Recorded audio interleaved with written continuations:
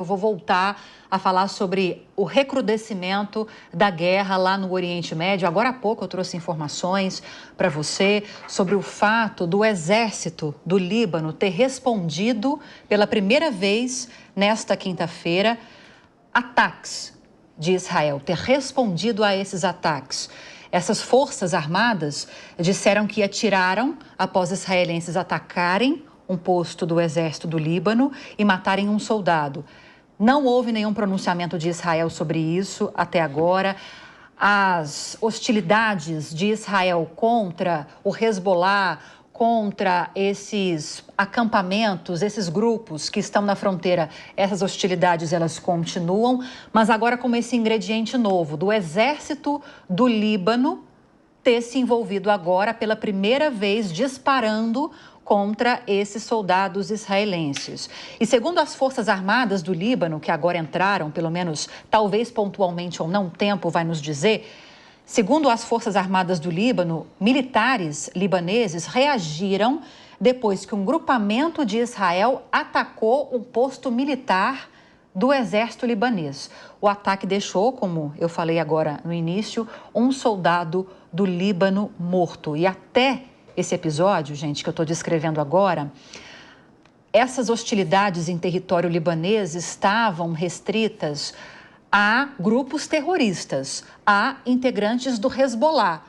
Obviamente que quando há uma ofensiva dentro de um país, quando há o que essas autoridades desses países geralmente entendem como uma violação territorial, uma violação da soberania, há insatisfações. Mas Ana, te ouvindo, entre a insatisfação e a ação, que é isso que aconteceu, há um caminho. Um ponto de preocupação agora, o governo, as Forças Armadas do Líbano entrarem pontualmente ou não, a gente vai saber com o tempo, na guerra? Então, Lívia, a gente tem um Líbano que hoje em dia está muito fragilizado, tanto militarmente, porque participou de guerras recentemente, quanto politicamente, porque existe aí muita desconfiança no governo. Até o próprio Hezbollah, por muitos, é tido como uma força governista, né? Então, é um país que está muito fragilizado. Eu não acho inteligente e prudente da parte do próprio Líbano se envolver numa guerra com Israel, porque Israel está naquele modo piloto automático, ele está tentando exterminar quem tiver pela frente diante, assim, falando de terroristas, né, de grupos terroristas. Então, ele declara aos inimigos o Hamas, o Hezbollah, e ele vai atrás onde quer que eles estejam. No caso, ele foi ao Líbano por conta do Hezbollah. Então, assim, não me parece inteligente, militarmente falando, que eles se envolvam numa investida corpo a corpo contra Israel, porque é um exército que é muito mais frágil, né? Mas também imagino que, poxa, tem aqui uma pessoa entrando no meu território, matando meus cidadãos, mesmo que de forma não voluntária, né? Mas está assumindo o risco de matar. Também vou ficar quieto? Também não vou fazer nada? Eu acho que esse é um momento crucial para que os outros países e para que a ONU consiga retomar um mínimo de protagonismo e consiga construir um pouco de diálogo, porque as coisas só tendem a piorar para todos os lados. Agora, Ellen, a gente falava mais cedo, a Ana que levantou essa bola, mas eu quero repercutir com você agora. Falávamos mais cedo sobre essa possibilidade dessa retaliação de Israel contra o Irã visar essas instalações de produção de petróleo. O próprio presidente Joe Biden falou sobre isso nesses últimos dias, especialmente nessa quinta-feira, falando sobre essa possibilidade desses ataques. E aí o preço do petróleo já disparou 5% hoje. E a gente está falando de uma especulação. Isso pode ser muito grave se realmente acontecer, né? Eu vi hoje especialistas do mercado de petróleo falando em barris, assim, acima de $100. É uma coisa que a gente está falando... assustadora. Aí eu brinquei antes que eu disse, nesse conflito, se o conflito regional se estende e tal, a gente vai ver uma vantagem em ser brasileiro. Neste caso, não, porque a gente vai sentir aqui também, né? Sente aqui também no bolso se isso chega de fato a acontecer. Agora, essa foi uma conversa hoje mais cedo de Biden, né, com o Netanyahu. Então, foi uma conversa dele sobre essa possibilidade, ao que tudo indica, ainda tentando o máximo adiar isso. Então, a gente tende a confiar nessa boa-fé. Mas uma boa-fé de um primeiro-ministro que, acabada a guerra, corre o risco de ir preso. Ou seja, não pode acabar a guerra para esse primeiro-ministro. Ele não quer que acabe a guerra. Né? Sobrevivência política. Política e sobrevivência de fato, porque ele corre o risco de ir preso. Né? Estava se discutindo isso. Quando começa essa guerra, estava tendo uma reforma no Supremo de Israel em que a população estava toda na rua contra, que era justamente para ele ter poderes supremos para não ir preso. Né? Então, a gente tem de um lado potências tentando adiar um pouco que esse conflito se esparrame, e existem, claro, questões econômicas que pesam nisso, mas a gente tem de outro um primeiro-ministro desesperado que precisa estender essa guerra ao máximo que pode e que está tentando fazer isso de todas as maneiras. Para você que nos acompanha por imagens, para quem nos acompanha apenas por áudio, por rádio, eu vou descrever. A gente está mostrando agora na tela 2 imagens de Beirute. Do lado direito da tela são imagens recuperadas, tanto é que já é noite por lá. E aí, nessas imagens recuperadas, a gente consegue ver muita fumaça, bombardeios que haviam sido feitos naquele momento, muitas construções, ou seja, muitos desses bombardeios estão acontecendo em áreas densamente residenciais, populosas. E agora essa imagem do lado esquerdo, que está noite, são imagens ao vivo. Aparentemente, nesse momento, há uma certa calmaria no Líbano. Talvez haja bombardeios em outros pontos, não especificamente nesse que nós estamos focando na imagem.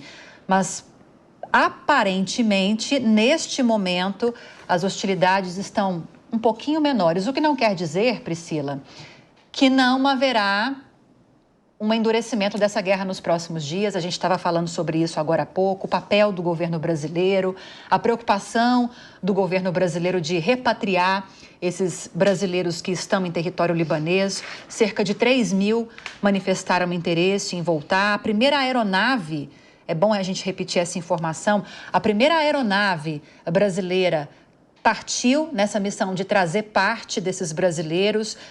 Há uma expectativa do chanceler Mauro Vieira de que até o fim de semana nós tenhamos pelo menos conseguido pousar essa aeronave no Líbano. Por enquanto ela está em Portugal aguardando alguns trâmites importantes para que haja essa autorização de pouso lá no aeroporto de Beirute. Enfim, há essas 2 posturas do governo brasileiro que eu queria te ouvir sobre isso, Priscila.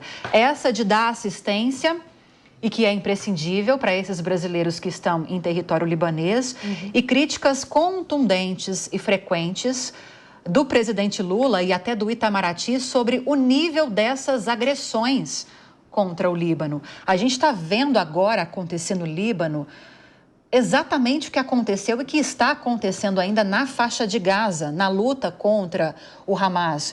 Queria uma análise dessa postura do governo brasileiro de ser contundentemente contra Israel. Houve até um pronunciamento do primeiro-ministro Benjamin Netanyahu na Assembleia Geral da Organização das Nações Unidas, lá em Nova York. Houve uma manifestação do governo brasileiro de se retirar do local para não acompanhar. Ou seja, estamos muito entre aspas, tá?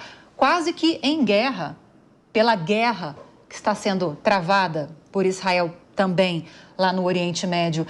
O governo brasileiro acerta em ter essa postura? Nossa. Ou deveria ter uma neutralidade? A gente é acostumado a esperar do governo uma posição mais, assim, pacificadora, né? Pela questão diplomática, o presidente, no Lula 3, né? Nos anteriores a gente visualiza ele não entrando em embates, né? Em especial aí, com guerras, Lívia, mas é preocupante em que sentido, né? Quando você fica em cima de muro, você está de algum lado, não é? E acaba, de alguma maneira, ocasionando problemáticas envolvendo, não intimamente a seara da guerra, na medida em que você não toma partido. Então, eu acho que o governo, né, ao tomar, de alguma maneira, esse partido, vai prejudicar de alguma maneira. Na verdade, vai prejudicar se ele tomar o partido e se ele não tomar o partido. Essa é a verdade. Porém, ele tem que se posicionar, mesmo ou tendo um caráter mais pacificador. Entretanto, né, trazendo aqui a estatística que a Ellen há pouco nos disse, me preocupa porque se vai subir o petróleo, se vai começar a subir tudo. E as pessoas acham o seguinte, mas a guerra é só lá no Líbano, mas não é com o Brasil. E uma intervenção talvez se faça necessária, por quê? Porque vai começar a atingir a nossa economia ainda mais. A gente já está com a economia sempre, quando tem guerra, a gente tem aí a gente pega petróleo de um lugar, pega produto de outro e vai acabar atingindo o Brasil. Então, nesse caso, talvez, e também era uma orientação do presidente Lula, até antes de tentar repatriar essas pessoas que nós dissemos há pouco, era não tentar ir atrás dessas pessoas, esperar que elas se manifestassem, até mesmo para não causar ainda mais problemática para trazer essas pessoas para cá. Então, eu acho que a gente vai ter um cenário ainda mais perigoso e vai acabar reverberando para nós aqui na economia, por evidente. E eu só quero aqui deixar registrado que, independentemente de se manifestar ou não, o Brasil, de alguma forma, é atingido, assim como todas as pessoas. E a gente espera que essa guerra termine logo. E eu acho que é a única vontade de todo mundo, né? O governo brasileiro, nessa questão diplomática, está certo ou não, na sua visão, Ellen, de agir assim? Eu estava pensando qual é a melhor CID para definir a diplomacia brasileira. CID, gostei. Dessa questão, porque é que essa é uma questão que realmente, para mim, é muito... Assim, o governo brasileiro se retira na ONU quando fala Bashar al-Assad e o governo brasileiro manda Celso Amorim conversar com Vladimir Putin ou ser observador da eleição na Venezuela. Eu não sei definir o tamanho do apequenamento da nossa diplomacia nesse governo. Nós fomos um país extremamente respeitado e técnico quando a gente fala de diplomacia. E, de repente, a gente entra num governo com uma mania de grandeza e com um sonho de um Nobel da Paz tão grande que abre mão de governar para dentro de seu país e passa vergonha internacionalmente, que foi o que aconteceu na semana passada na ONU, né? Então, assim, ou você tem uma postura clara e você diz, bom, eu não defendo ditaduras, eu não defendo autocratas e ditadores, e ok, então vamos fazer isso, independentemente do custo econômico que isso vai nos gerar, ou você é condescendente com esses regimes, né? E com ataques que desrespeitam soberania alheia, que desrespeitam regras internacionais. Então, eu fico em grande dúvida de qual seria a CID, se seria uma esquizofrenia, se seria uma bipolaridade da nossa diplomacia nesse governo, que, para mim, é uma das grandes decepções que eu tenho em relação a esse governo, que é a política externa, que é uma política externa que se é pequena, com mania de grandeza. Eu estou procurando aqui, enquanto você falava, eu estava contando que você ia demorar um pouco mais no seu comentário para ver se eu encontrava a fala. Vou falar por cima, tá, Ana? A hora que você quiser, Eliana, falar, você me corta aqui, tá? Eu tô como observadora. Eu sei que você gosta de acompanhar mais esses assuntos, então é só, não precisa nem levantar a mão, é só sair falando. Já me chamaram de soturna ali no chat. Soturna? Meu Deus. Tipo bruxa, essas coisas. Eu vou ficar só na observação.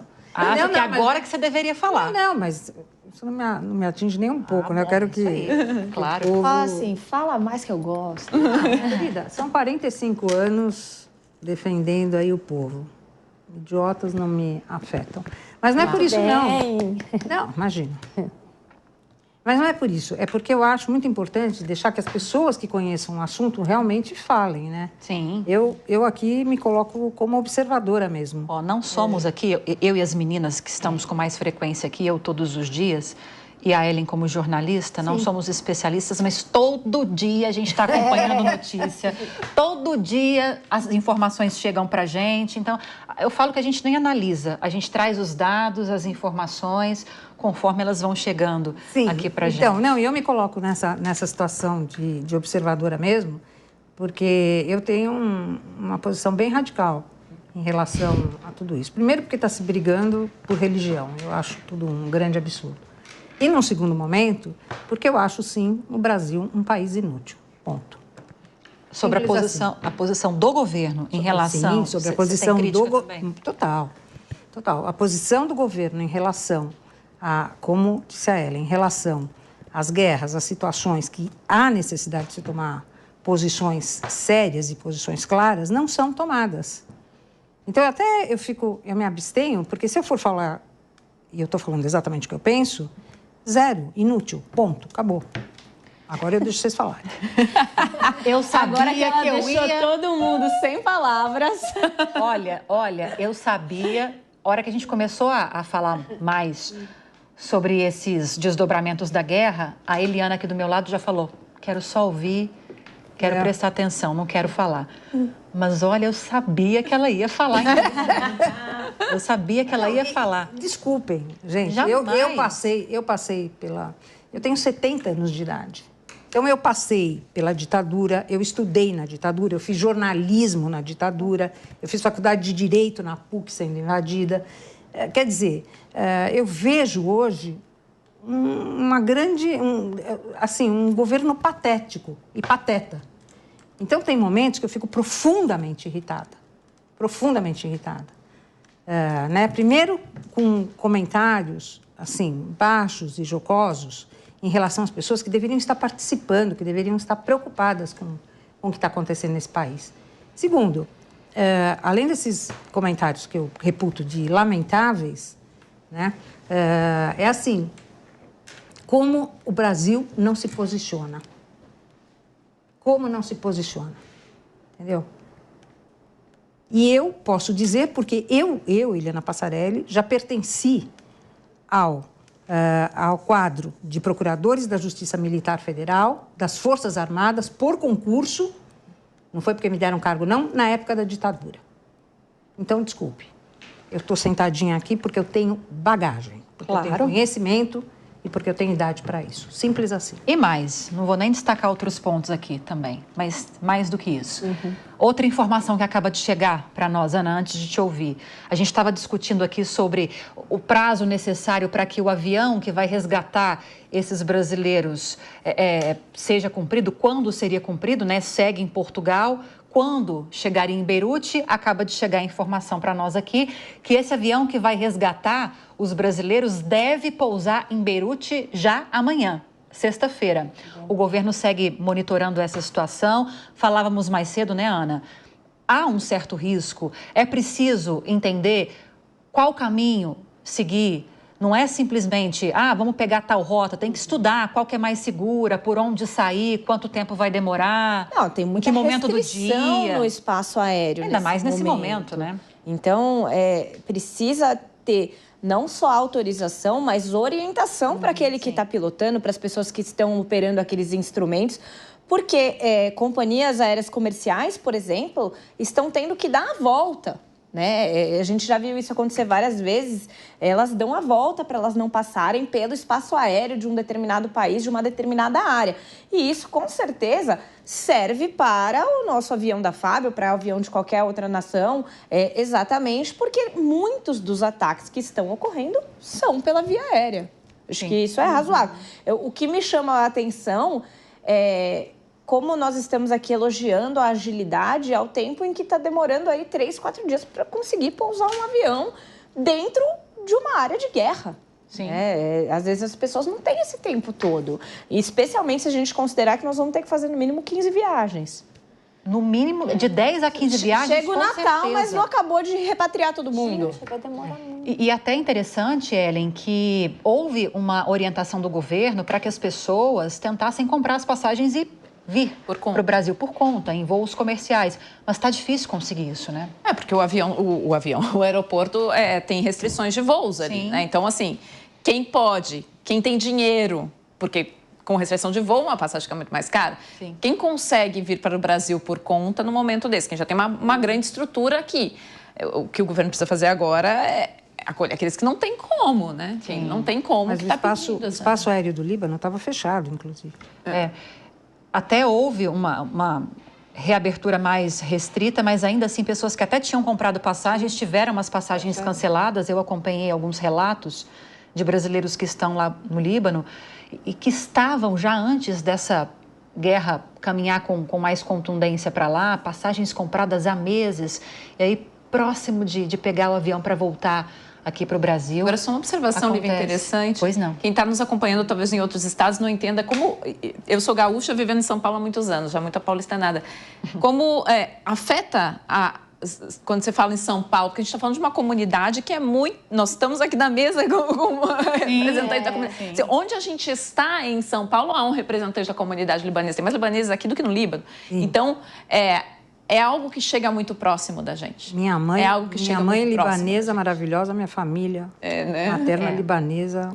Nós temos a maior comunidade de libaneses descendentes, né? E também libaneses que vieram aqui para o Brasil. A maior comunidade está aqui no Brasil, fora, claro, né, do Líbano.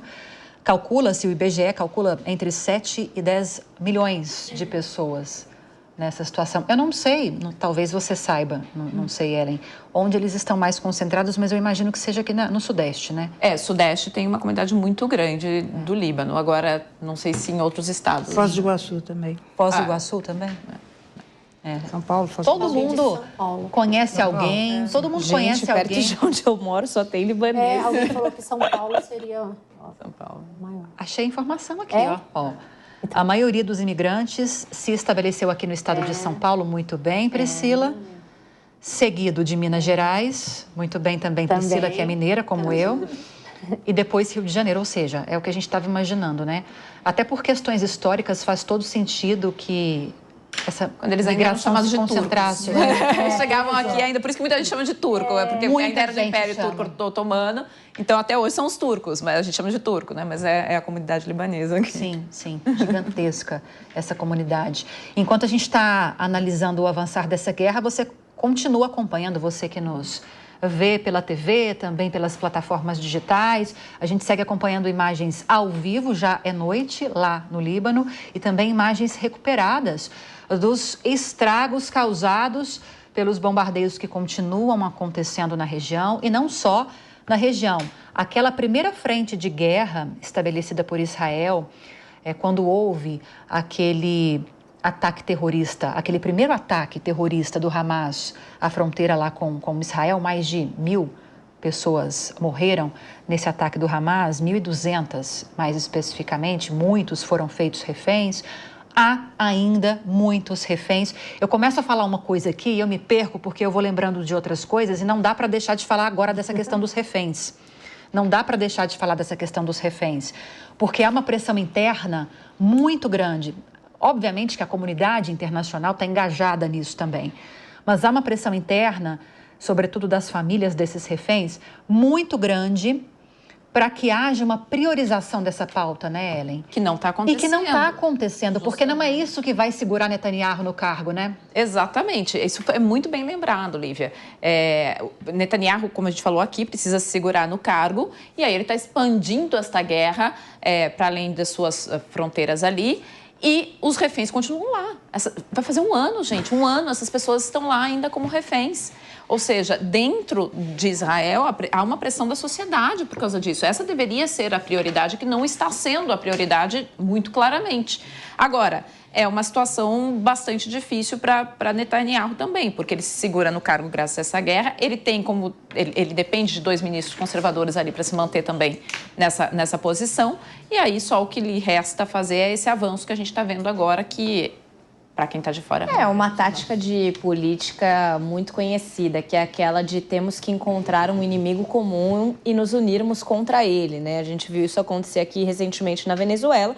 E acho que é a cartada final, talvez, que ele tenha, porque é isso ou ir para a cadeia. E aí, retomando o raciocínio, antes de eu falar dos reféns e priorizar os reféns na explanação, a gente tem não só essa frente de guerra que está agora recrudescida lá no Líbano, a frente de guerra contra o Hamas na faixa de Gaza continua também muito forte, muito contundente. Desde os ataques do Hamas contra moradores lá da região de fronteira com Israel no dia 7 de outubro do ano passado. Ou seja, como nos lembrou Ana, estamos prestes na segunda-feira, né? Segunda-feira vamos completar um ano já desse capítulo. É bom a gente falar que é desse capítulo da guerra no Oriente Médio, porque é uma guerra histórica com vários capítulos, com o passar das décadas, com o passar dos anos, né? E aí nós temos essa frente ainda muito forte de guerra lá na faixa de Gaza. Essa no Líbano, especialmente no sul do Líbano, algumas regiões da capital libanesa também contra o Hezbollah, que é um outro grupo extremista, e também há hostilidades contra os Houthis, que são grupos rebeldes pró-Irã, pró-Hamas e, consequentemente, pró-Hezbollah, que estão também abrindo fogo contra Israel. E no meio de todas essas frentes de guerra, Ana, vou passar para você primeiro, a gente tem Estados Unidos que insistentemente apoiam militarmente Israel, mas sempre naquele aspecto de defesa, né? Nós estamos aqui para garantir o direito de defesa de Israel. Só que sem esse apoio voltado especificamente ou mais fortemente para a defesa de Israel, dos Estados Unidos, agora recentemente França, Reino Unido, Israel não teria toda essa força, embora eles tenham muita força, e todo esse potencial de fazer frente contra esses grupos terroristas. E o Hezbollah é extremamente enfraquecido nesse momento com essas hostilidades que estão acontecendo na região. E aí vem a preocupação. Eu sei que você não é especialista na área, mas o que diz seu coração?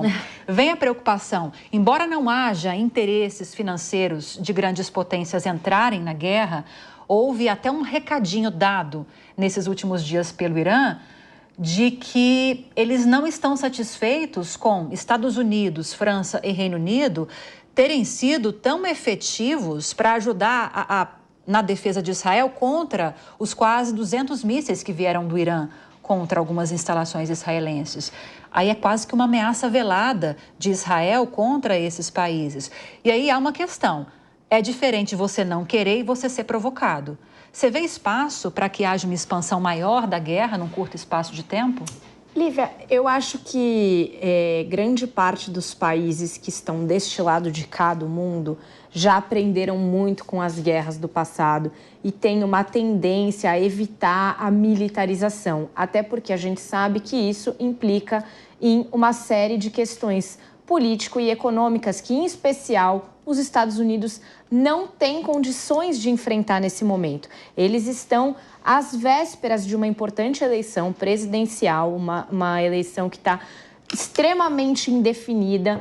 Então, se colocar numa posição de muito protagonismo numa guerra que não é deles, não é razoável. Pode reparar, muito embora eles mantenham o posicionamento histórico deles de aliado de Israel, eles não estão se fazendo tão presentes quanto teriam sido em outras épocas, né? Existe esse apoio formal, verbal, eu acho que existe um apoio aéreo, mas não tem envio de tropas para que haja incursões terrestres, por exemplo, porque eles estão evitando entrar numa guerra que não é deles num período tão conturbado internamente. E eu acho que isso tende a colocar um pouco mais de calma nessa situação. Biden recentemente conversou com o Netanyahu. Esse deve ter sido um pouco do tom da conversa, do tipo, dá uma segurada porque a coisa está escalando e não é bom para ninguém. A não ser para o próprio Netanyahu. Então, a ver o que ele vai decidir. Agora faltam 10 minutinhos para as 4 da tarde. A gente vai seguir falando de guerra no Oriente Médio, mas depois de um rápido intervalo. Eu volto já já. Linha de frente. Inovação mesmo é só Hyundai.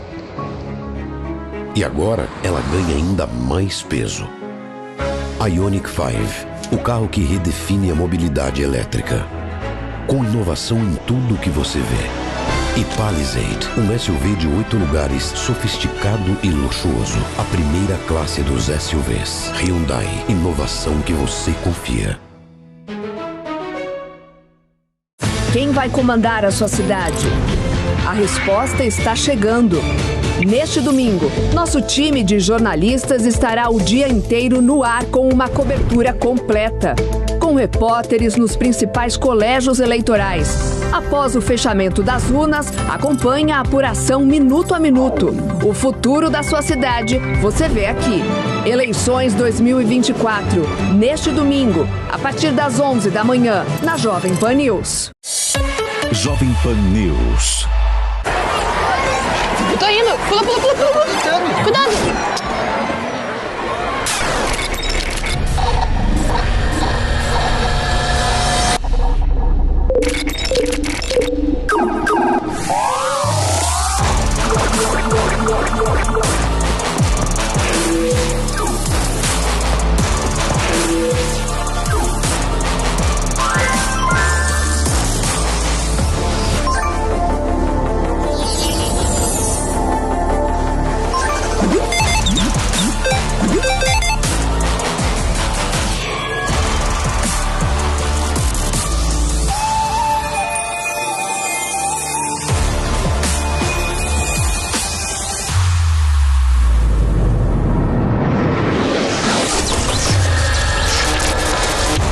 Venha para a maior feira de games da América Latina, BGS 2024. Garanta já o seu ingresso. Linha de Frente. 3h53, Linha de Frente de volta nesta quinta-feira. E vamos voltar com imagens ao vivo e também recuperadas lá de Beirute. Essas imagens agora que você está acompanhando, imagens durante a noite, são imagens ao vivo. Aparentemente está muito escuro, não dá para dizer com certeza, mas aparentemente é um momento de certa calmaria, digamos assim, pelo menos nessa região, sem nenhum foco de fumaça, sem nenhum bombardeio acontecendo nesse momento, mas é pontual, porque os ataques do exército de Israel contra o Líbano continuam. Agora aí do lado esquerdo, na sua tela, você vê imagens recuperadas e é esse cenário que tem marcado, sobretudo a região de fronteira entre Israel e Líbano, que tem marcado essas regiões nos últimos dias, tá? Nas últimas horas especialmente. São ataques que, segundo o exército israelense, vamos pegar aqui bem enfatizando essa informação, porque quando a gente está em guerra, há também uma guerra de informações, várias versões sobre o mesmo fato. Quando você pega o Hezbollah ou você pega o governo do Líbano, há uma ênfase de que esses bombardeios estão acontecendo em áreas civis. Aí quando você pega o discurso do governo israelense, a informação que nos vem é que essas incursões e esses bombardeios por terra, claro, mas não só por terra, não tem como alvo o Estado, não tem como alvo a população libanesa, mas sim estruturas específicas do Hezbollah dentro do território libanês. A última informação sobre o recrudescimento dessa guerra, vou repetir para você, informação de agora há pouco, é que houve uma entrada pontual ou não a se conferir nas próximas horas, nos próximos dias, das Forças Armadas do Líbano na guerra, porque houve uma frente de batalha envolvendo soldados israelenses e também soldados ligados às Forças Armadas do Líbano. Bom, a gente vai seguir acompanhando quais serão os próximos passos. A ameaça, Ellen, a ameaça continua de pé do governo israelense, de Benjamin Netanyahu, de retaliar os ataques do Irã, que aconteceram recentemente. Eu vou lembrar você que está nos acompanhando, quase 200 mísseis foram lançados do Irã para território israelense. E segundo o governo do Irã, já o argumento do lado contrário é diferente, esses bombardeios tiveram como foco instalações militares e também ligadas ao Mossad, que é a agência de inteligência de Israel. Mas já o exército de Israel e o governo israelense dizem que não, civis foram afetados por destroços, porque vamos dizer que quase 100% desses mísseis foram interceptados pelo sistema de defesa de Israel. E aí aguardar para ver, né, Ellen, se essas ameaças de retaliação ao Irã realmente vão se concretizar e se isso acontecer, em que nível elas vão acontecer. Isso, em que nível vão acontecer. Agora, a história nos mostra, Lívia, que os prognósticos não são muito positivos. Sempre que a gente está falando aqui, que houve, por que se chega aí a essa questão no Líbano, depois Irã, houve a morte do líder do Hezbollah. Sim. A história nos mostra que quando esses líderes são mortos, a resposta não é um arrefecimento, um recrudescimento. Quem vem muito pior. Exato. Né? Então, vem com raiva. Então, o que me deixa um pouco, menos otimista em relação ao futuro é justamente isso. A gente está falando de uma guerra de 1 ano, que vai fechar 1 ano, em que agora avançamos em frentes... Primeiro que, em Gaza é uma guerra que não respeita questões de civis, que tem questões muito delicadas acontecendo, que precisam ser ditas, sim, né? Por outro lado, a gente vê no mundo uma cultura que também está assustando muita gente que é da comunidade judaica, porque vem crescendo uma cultura antissemita por esse desrespeito a uma série de direitos, né? E que assusta a comunidade judaica com razão, esse susto, né? Por outro lado, você vê esse avanço quando você mata um líder do Hezbollah, você faz ataques muito estratégicos matando líderes do Hamas. A resposta na história sempre foi uma coisa pior, E é esse o meu grande medo, assim, para o futuro. Eu não vejo nesse... Ok, a gente falou aqui, é difícil esse conflito expandir, a gente espera que não vá se expandir. Ótimo, mas há uma cultura numa região que já está muito conflitante, com uma possibilidade de mais radicalização. Então, eu hoje não sou muito otimista. Eu não sei se isso escalaria numa escala global, talvez não. Mas nesta região não me parece tão cedo uma resposta de solução. Tá, e aí, para a gente fechar, Ana, esse cenário todo que preocupa muito, muito bem descrito agora pela Ellen, numa redoma em que não há um ator, um agente que tenha condições de frear o avanço dessa guerra que só recrudesce, que só piora. Um Conselho de Segurança da ONU que não consegue, não tem força política para se fazer ser ouvido e respeitado. E aí a gente tem que esperar esses atores diretamente envolvidos na guerra se resolverem. É complicada a situação, né? Não, é extremamente complicado. Antes de você falar da ONU, eu já estava aqui na minha cabeça pensando, poxa, como a ONU poderia funcionar nessa situação específica? Mas, infelizmente, isso não está acontecendo. Eu acho que o grande divisor de águas vai ser mesmo após as eleições americanas, porque eu acho que aquele que for eleito vai ditar muito o rumo dessa guerra, porque, querendo ou não, é um jogador muito importante, embora à distância.